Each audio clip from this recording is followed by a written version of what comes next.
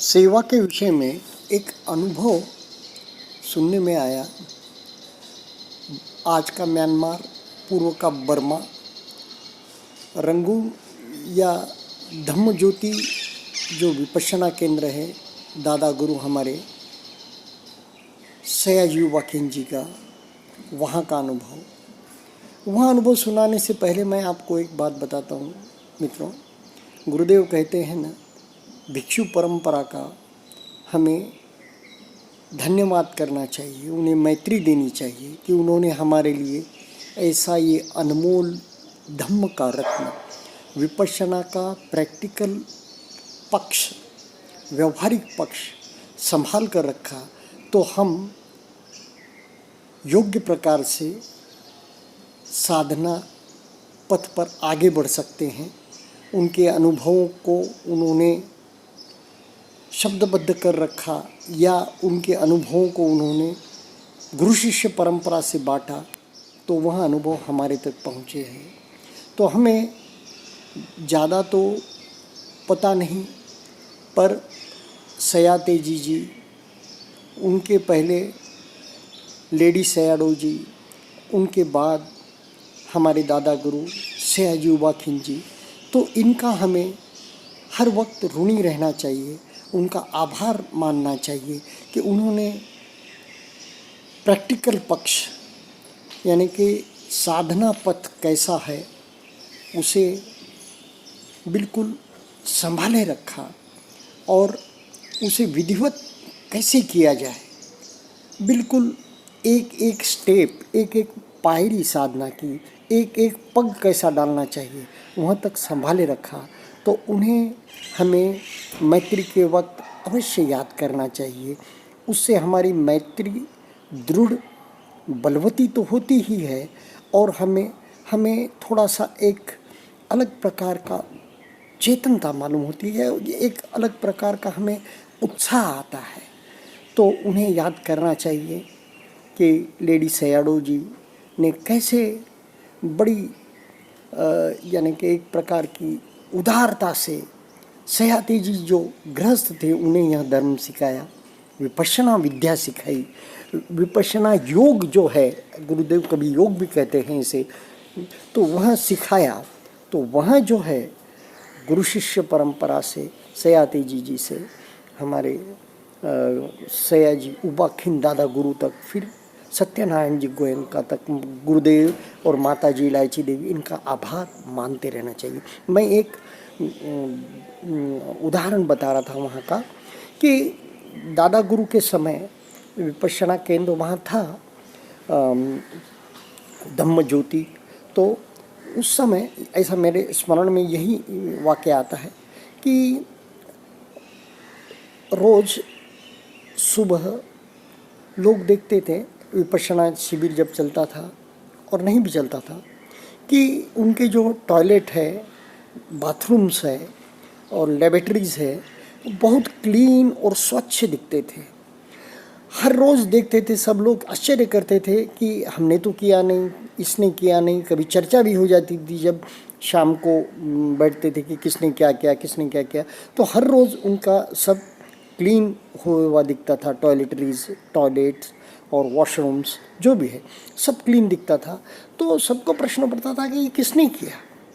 ये कुछ दिन चलता रहा, आगे बढ़ता रहा कार्य, कभी चर्चा हो जाती थी। फिर एक बार उन्होंने ये निश्चय किया कि पता लगाएंगे कि कौन करके जाता है ये सब, क्योंकि हम में से तो किसी ने किया नहीं, धम्म सेवकों ने, साधकों ने, कौन करके जाता होगा ये। तो फिर एक बार उन्होंने रात्रि में जो कुछ लोग वहाँ पर देखते रहे कि कौन आता है कौन जाता है, तो रात्रि में उन्होंने देखा कि एक जो प्रोफेसर साहब थे, मुस्लिम समाज से थे, मुस्लिम संप्रदाय के थे, वहाँ आए। तो लोग उन्हें पहचानते थे, उनका स्वागत किया कि आइए आइए।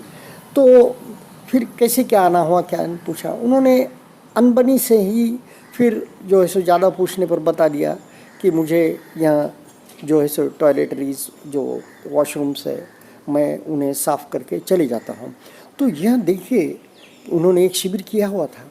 तो यह कितनी बड़ी उनके मन में धम्म चेतना जागी होगी कि मैं आऊं और किसी को भी मालूम न पड़े, मैं रात्रि में आऊं और यह या भोर सवेरे जल्दी से आऊं या रात्रि देर से आऊं, और जब अंधेरा है, जब इतनी सिस्टम तो नहीं थी सिक्योरिटी वगैरह की, आऊं और अपना कार्य करके चले जाऊं बिना किसी यह छोड़े कि मैंने यह कार्य किया है, मैंने ऐसा किया है।